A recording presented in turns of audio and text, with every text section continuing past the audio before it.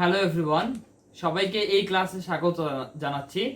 তো আমরা মূলত এতদিন অন্ধকারের মধ্যে ছিলাম, আজকে আমরা একটু আলোতে আসলাম। দ্যাট মিনস আজকে আমরা কথা বলবো হচ্ছে লাইট নিয়ে। তো এতদিন আমরা যা কাজ করছি এটা মূলত আমরা জাস্ট মেটেরিয়াল প্রিভিউ মোডেই দেখছি, কিন্তু ওখানে আসলে আমরা লাইটটাকে ওইভাবে ফিক্স করতে পারি নাই, বা লাইটটা যেভাবে আমাদের আসলে দরকার ছিল সেভাবে কিন্তু আমরা করতে পারি নাই। তো আজকে আমরা লাইটের পুরো বিষয় নিয়ে কথা বলবো এবং লাইট কিভাবে সেট আপ করবেন, কোনটা করলে কিভাবে কি হবে সেই বিষয়গুলো নিয়ে ইনশাল্লাহ আজকে কথা হবে। তো চলুন শুরু করি।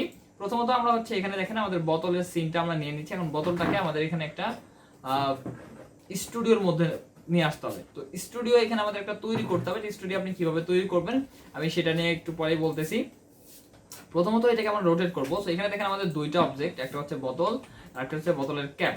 এখন যেহেতু দুইটা অবজেক্ট নিয়ে আসলে এভাবে ট্রান্সফর্ম করাটা একটু ঝামেলা, এই জন্য আমরা এটাকে কি করতে পারি, প্যারেন্ট অবজেক্ট হিসেবে বলে দিতে পারি, প্যারেন্ট অবজেক্ট করতে পারি। ঠিক আছে, তো প্যারেন্ট অবজেক্টটা কি? প্যারেন্ট অবজেক্টটা হচ্ছে ধরেন একটা হচ্ছে মেইন অবজেক্ট থাকবে, বাকিগুলো হচ্ছে চাইল্ড অবজেক্ট থাকবে। ঠিক আছে, মানে যেরকম ধরেন আমাদের বাবা মা কি হয়, যে যে রাস্তা দিয়ে হাঁটে আমরা সন্তানরা কিন্তু সেই রাস্তা দিয়ে হাঁটি।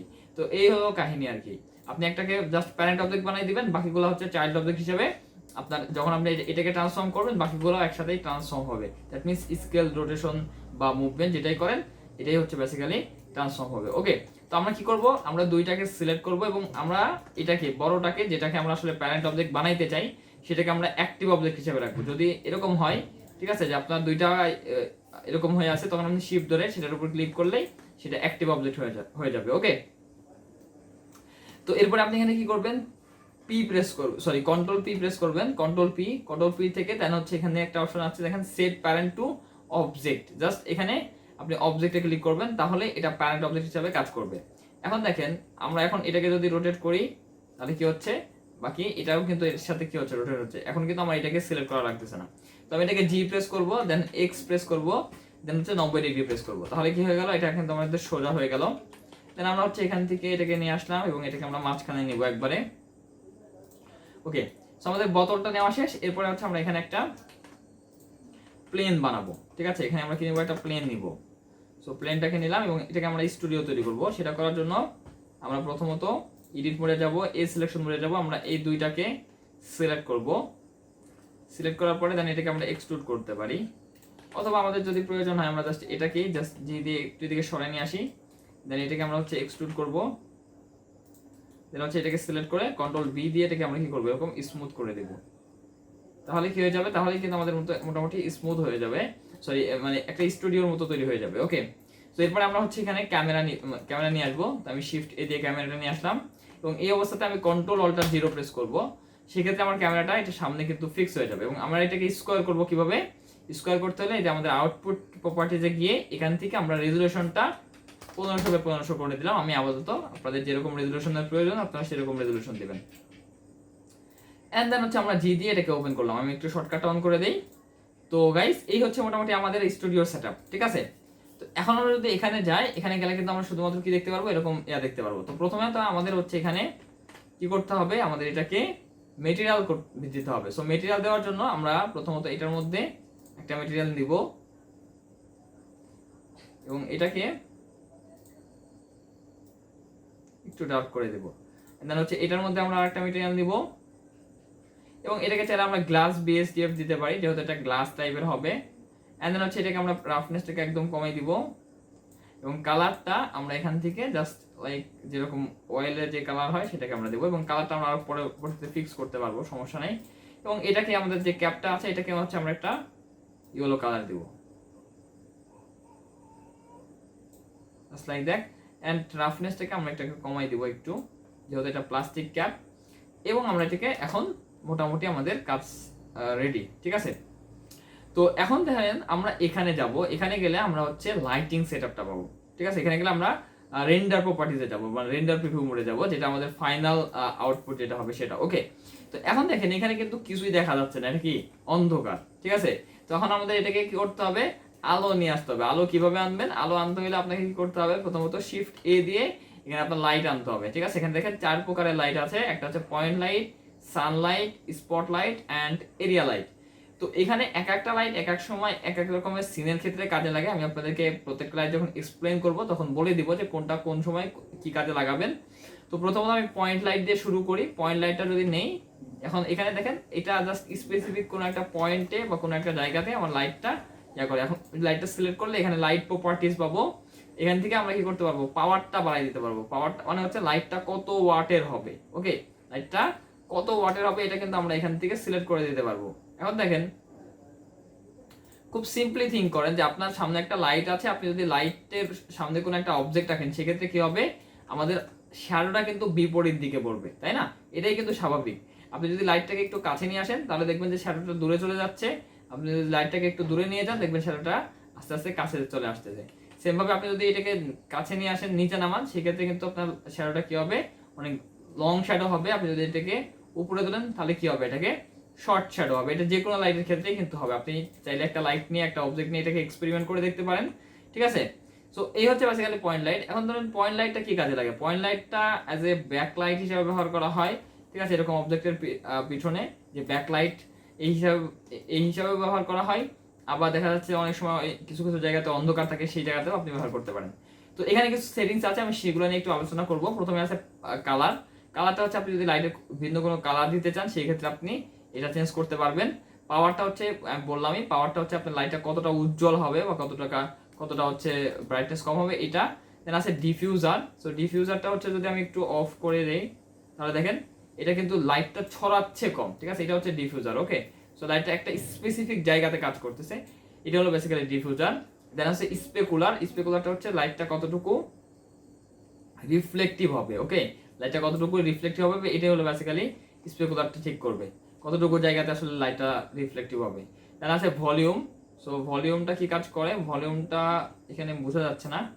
এন্ড দেন আছে রেডিয়াস। রেডিয়াসটা হচ্ছে এই লাইটটার এই যে এই রেডিয়াসটা, আমি রেডিয়াসটা যদি বাড়াই দেই তাহলে দেখেন এটা কিন্তু কি হচ্ছে, এভাবে আমাদের লাইটটা বড় হয়ে যাচ্ছে এবং অনেক জায়গা জুড়ে লাইটটা কভার করতেছে, ঠিক আছে? তো এই হচ্ছে লাইটের কমন সিরিজ। প্রত্যেকটা লাইটেও আপনি সেম ইয়াটাই পাবেন। এরপরে আছে আমাদের সানলাইট। তো সানলাইটের ক্ষেত্রে আসলে সেটিংসগুলো একটু ডিফারেন্স। সানলাইটের ক্ষেত্রে আপনার এখানে এত দেওয়া লাগবে না, আপনি 5-10 দিলেই কিন্তু লাইট অনেক বেশি পাবেন, ঠিক আছে?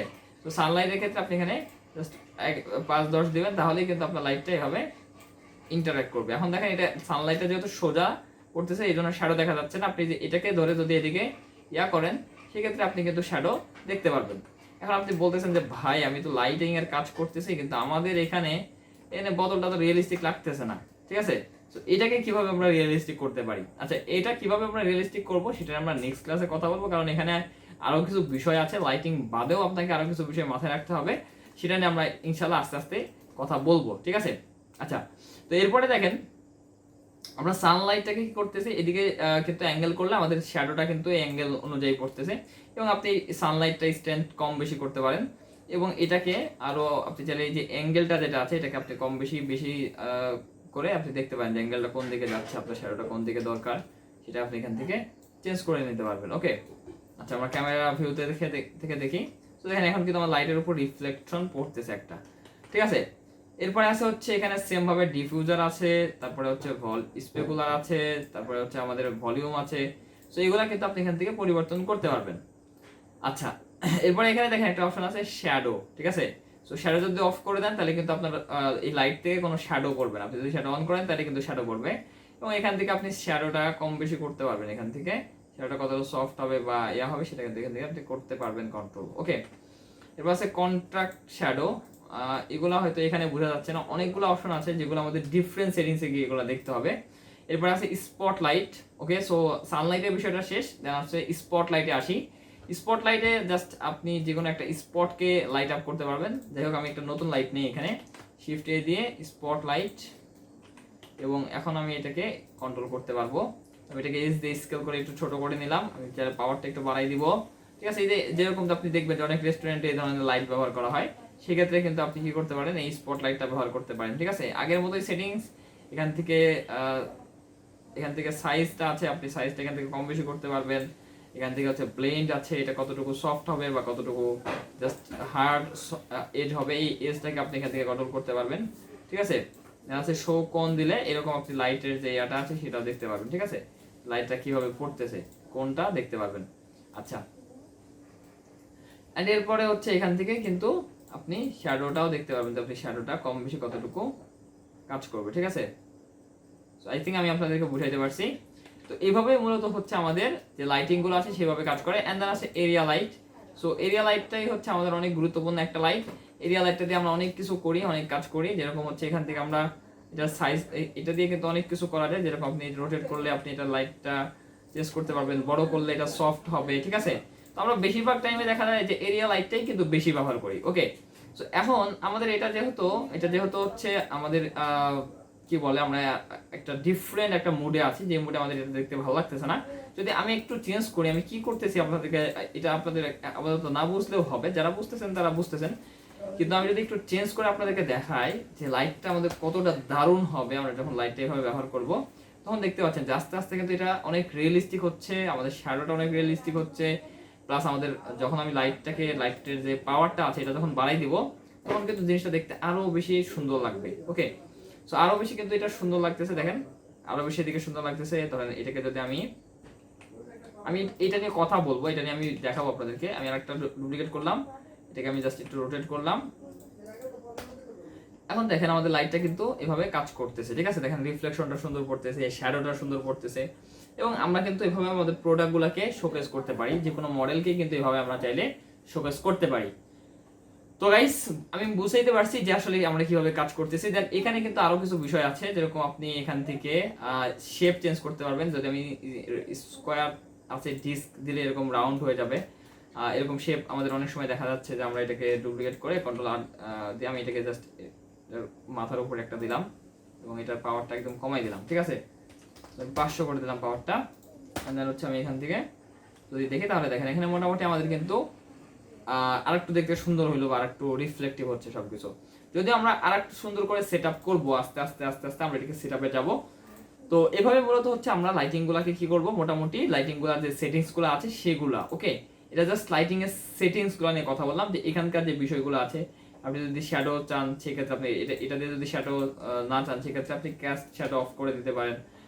অথবা আপনি যদি চান যে আপনি চাচ্ছেন যে দেখা যাচ্ছে যে শ্যাডো কিন্তু একদিকেই পড়ে, দুই দিকে কিন্তু শ্যাডো পড়ে না, সো সেক্ষেত্রে আপনি ক্যাস্ট শ্যাডোটা এটা অফ করে দিতে পারেন। তখন কিন্তু শ্যাডো একটা লাইট থেকে কিন্তু কি হচ্ছে, শ্যাডো পড়তেছে, বাকিগুলা থেকে কিন্তু আমি কি পাচ্ছি, রিফ্লেকশন যেটা আছে সেটা পাচ্ছি, ঠিক আছে।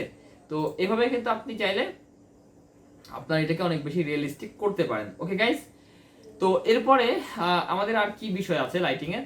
সো ধরেন আমরা এটাকে চাইলে স্কেল করতে পারি, লাইটটাকে অনেকভাবে আমরা স্কেল করতে পারি। আমি যদি একটু এখানে যাই, এখানে চলে গেলাম, আমি এটাকে চাইলে এস দিয়ে ওয়াই অ্যাক্সিসে এভাবে স্কেল করতে পারি। দেন হচ্ছে আমি এটাকে আর দিয়ে ওয়াই অ্যাক্সিসে যদি রোটেট করি মাইনাস এর দিকে, তখন কিন্তু এটা এক ডিরেকশনাল লাইট হবে। আমি এই লাইটগুলো একটু অফ করে দেই, ডিলিট করে দেই, আই মিন। সো যদি এবার আমি এটাকে জাস্ট জি দিয়ে একটু নিচের দিকে নামাই, তো তখন কিন্তু আমরা এখান থেকে দেখতে পারবো যে আমাদের লাইটিংটা কিন্তু এদিকে পড়তেছে। এবার যদি আমি জাস্ট ধরেন এটাকে ডুপ্লিকেট করে এক্স অ্যাক্সিসে নিয়ে যাই এবং আর জেড 180 ডিগ্রিতে রোটেট করি, তাহলে কিন্তু আমাদের ডিরেকশনাল দুইটা লাইট পাইলাম, ঠিক আছে। এবং তখন কিন্তু আমরা এটাকে কি করতে পারবো, এই যে দেখেন আমরা কিন্তু সুন্দর কিন্তু লাইটিং এখানে পেয়ে যাচ্ছি, ঠিক আছে।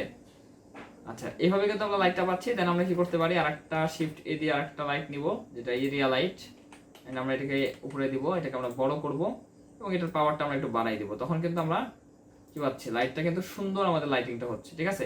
খেয়াল করেন যেখানে কিন্তু বোতলের মাঝখান দিয়ে খুব সুন্দর একটা লাইট আসতেছে। আপনি যদি আরো রিফ্লেকশন চান, বা আপনার যদি এরকম রিফ্লেকশন আরো প্রয়োজন হয়, সেক্ষেত্রে কি করতে পারেন, আপনি জাস্ট এটাকে শিফট ডি দিয়ে ওকে ওকে ওকে একটু প্রবলেম হয়েছে। দেখেন এই লাইটিংটা আমাদের জি দিয়ে ওয়াই এক্সিসের দিকে মাঝখানে রাখতে হবে, তাহলে দেখতে ভালো লাগবে। আচ্ছা, দেন হচ্ছে আমরা এটাকে শিফট ডি দিয়ে, দেন হচ্ছে আমরা আর দেন হচ্ছে 90, দেন হচ্ছে আমরা এটাকে জি দিয়ে এটার সোজাসুজি রাখবো। তখন কিন্তু আমরা লাইটিংটাকে আরো ভালোভাবে বুঝতে পারবো, যে আমাদের রিফ্লেকশনটা কিন্তু আরো সুন্দর পড়বে এখানে। তো এবং আমি চাইলে এটার যে শ্যাডোটা আছে আমি সেটা অফ করে দিতে পারি। তো ক্যাস্ট শ্যাডোটা অফ করে দিলাম, তাহলে এটা থেকে কোনো শ্যাডোর উপরে কোনো কাজ করবে না, এটা জাস্ট রিফ্লেকশনের উপর কাজ করবে, ঠিক আছে। এবং আপনি চাইলে এই লাইটের যে পাওয়ারটা আছে এগুলোকে একটু কম বেশি করে নিতে পারেন। যেরকম আমি এখানে 800 করে দেই, কম বেশি, যেহেতু আমাদের রিফ্লেকশনটাই মুখ্য বিষয়, তো আমি এটাকে জাস্ট কমাই দিলাম, ঠিক আছে। তো দেখেন এখন কিন্তু এটা খুব সুন্দর লাগতেছে। এবং আমরা যদি এটাকে রেন্ডার দিই, তখন কিন্তু আরো দারুণ রেজাল্ট পাবো। ওকে গাইস, তো এটাই হচ্ছে আমাদের লাইটিং এর ক্লাস। যে ক্লাসগুলোতে আমরা জাস্ট লাইটিংটা কিভাবে সেট আপ করবেন, স্টুডিও লাইটআপটা আপনার প্রোডাক্টটাকে কিভাবে ইয়ে করবেন সেটা নিয়ে আমরা কথা বললাম। এটা নিয়ে আমরা আরো বেশি কথা বলবো আমাদের রিয়েল লাইফ প্রজেক্টে। তো আমরা নেক্সট ক্লাসে একটা খুবই ইজি একটা ট্রিক্স দেখবো লাইটের। তো দেখা হচ্ছে আমাদের নেক্সট ক্লাসে।